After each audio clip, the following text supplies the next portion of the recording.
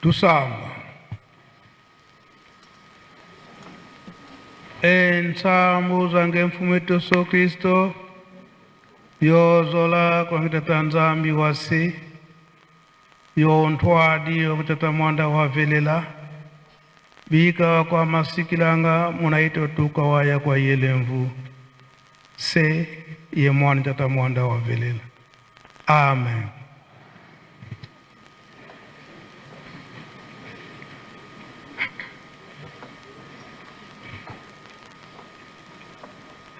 Onkombo ya tata ya mwana pe tata mulimo santo. Lelo tozali na mukola munene. Oyo ezali ete tozali kokanisa elonga ya mama Mwilu. Maye masalamaka na 1959. Lelo yo denge toyokile yango ete tokomi na mibu oyo ezali ete mwambe masambo oyo banda mama Mwilu atika biso. Ndenge tolandi manso euti koleka awa banda matei na biso na banzembo mabondeli pe oyo uti na mukanda ya tata Nzambe maloba ya bapapa oyo lelo ezali koloba na papa Simon Kimbangu Kiangali koloba ete biso te kasi oyo bakouta musika nde bakoloba solo ya tata Simon Kimbangu mama Mwilu papa Kisolokele papa Dialunga na pe papa Diangenda Kuntima oyo lelo na 7e anniversaire ya elonga ya mama Mwilu maitoyoki na kati na mboka Yerusalemi oyo ezali ete ezali koloba na kati na mboka Yerusalemi mokili mobimba ezali kolanda biso koloba ete Yerusalemi azali lisusu na esika te oyo ya kobombana biso moko tozali koyoka biso moko tozali komona maye oyo ezali kosalama na ntango oyo ezali ete 105 ans ya lingomba ya tata Molimo Santo ya tata Simon Kimbangu banda mois de janvier kino lelo oyo tokomi na les 27 avril l'an 2026 oyo biso tobengami bana tata Simon Kimbangu toyokaki na batata ndenge bazalaki na biso mingi toyokaki te kasi mingi oyo tozali batemwe na makambo na bango koloba ete makambo mosusu ekobima tango ye tata ye moko akozonga biso bana tata Simon Kimbangu esika wana tososola soki tozali kosala ignorance eke toyokaki te malamu tango oyo tolamuka yango tomoni ete ngonga ekei kasi tokende musika te choral dirigeant nzembo moke tokosenga bino bobongamaka deja nzembo moke tokosenga bino totonga Yerusalemu nokite bapaya bakubotola balinga te Yerusalemu ekotongama yango oyo nde ezali kotongama soki tozali kosala ignorance malamu ntango yango oyo tokoka kolamuka pomanso oyo ezali komonana tala bamama nyonso misato ndenge bauti koloba awa balobi na flatérité te kasi balobi la vérité ezali flatérité te ke baflate kasi ezali nde vérité oyo nde balobi dirigeant mbangu nyonso ngonga si ekei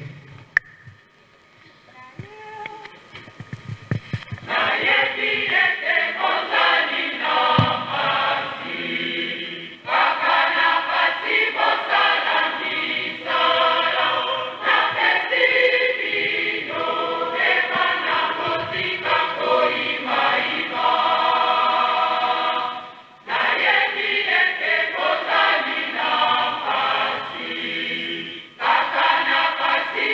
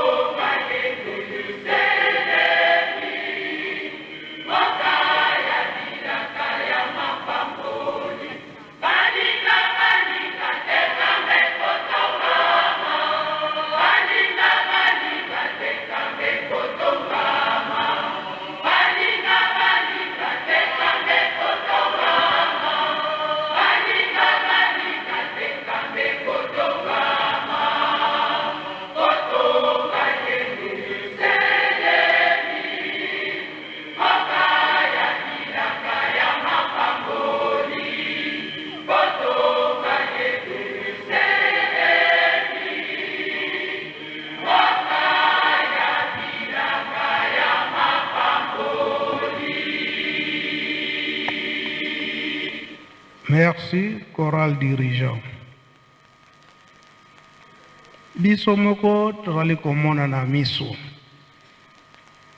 Soki totali bamama nzembo oyo boyembeli biso ntango batelemisi biso. Mama Mwilu abombaki likambo oyo malamu malgré motungisi, kasi ayebaki ete likambo oyo ye abombaki ekopesa kinya na mokili mobimba pe ekopesa elonga na biso ba mama koloba basi to balonga ni abanganga nzambe bakolongaka te. Kasi Mama Mwilu abatelaki likambo tata Simon Kimbangu kino alongaki yango emonandiki na mokolo wana na le 27 avril 1959 ba Angelu bamonanaka awa na kati na nkamba koloba ete Mama Mwilu alongi na ye surtout likambo munene oyo lingomba koloba na ye te ke kelasi ya munene ekofungama awa na kati na Yerusalemi koloba ete likambo tata Molimo Santu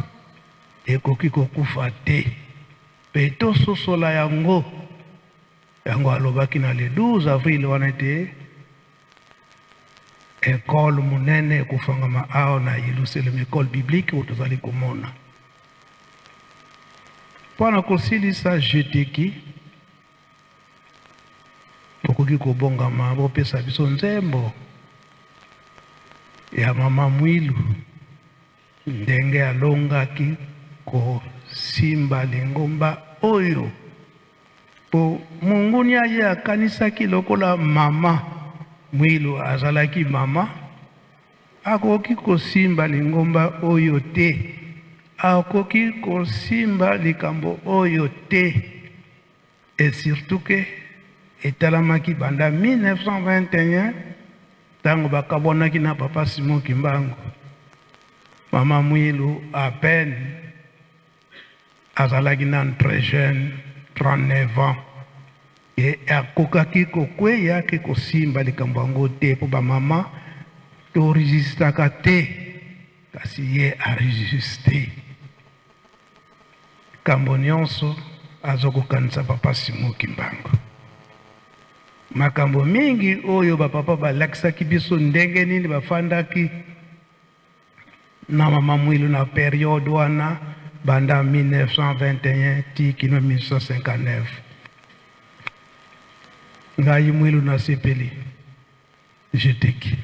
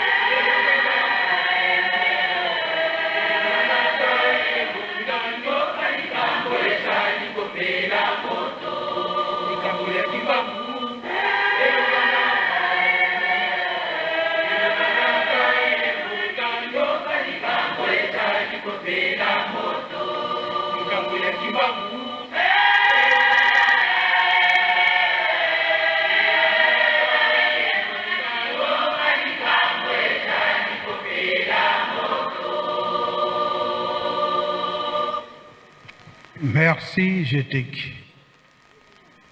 Yango biso bana ya tata Simo Kibangu, bana ya mama Mwilu, bana ya papa Kisolokele, bana ya papa Dialungana, bana ya papa Diangenda, leloyo na papa Simo Kibangu Kiangani. Soki tobosanaki lingomba malamu tozonga na nzela. Soki tobosanaki Yerusalemi talananu lelo Yerusalemi esika nini ekomi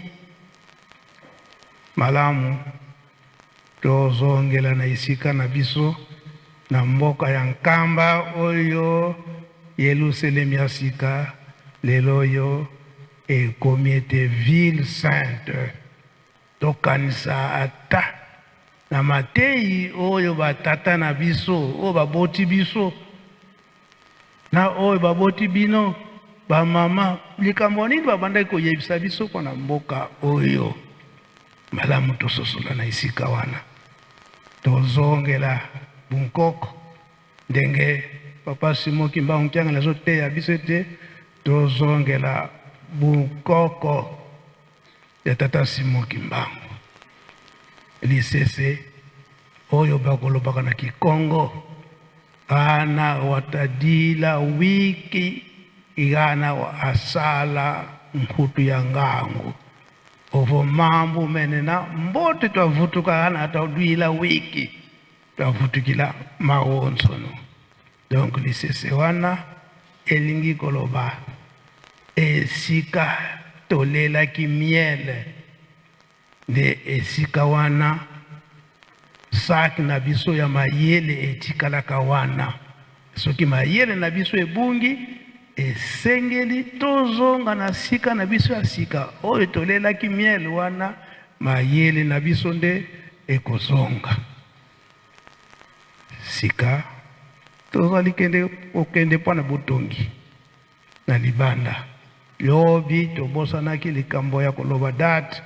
ya Grand Bandundu demande spéciale ya $20 na biso ba mikolo pe bana mike $10. Date limite ezali na le 10 mai,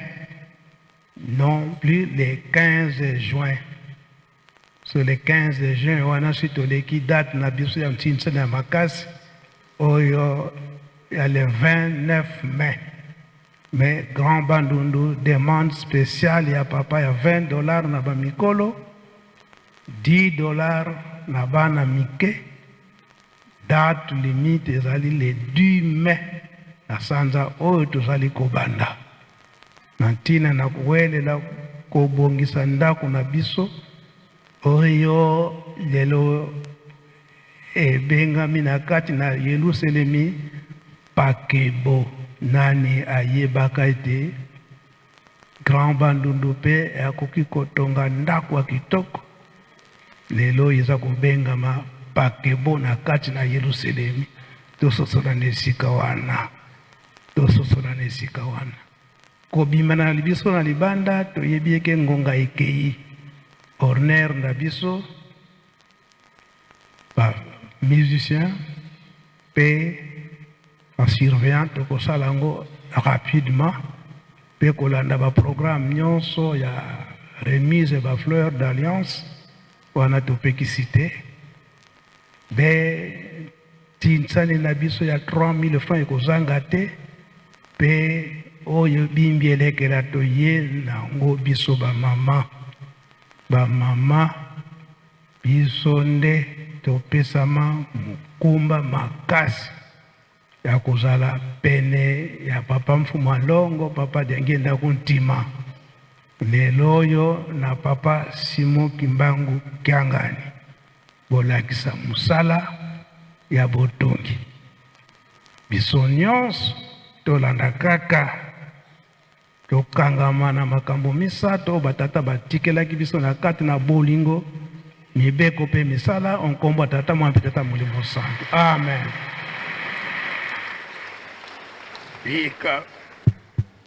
bika twakubike no moko twatonda lusiamusu tutambuli kwa sedi eto wa nzambi eto muzola kwa se ye mwana ye tata mwanda velela munkumbwa se ye mwana ye tata mwanda velela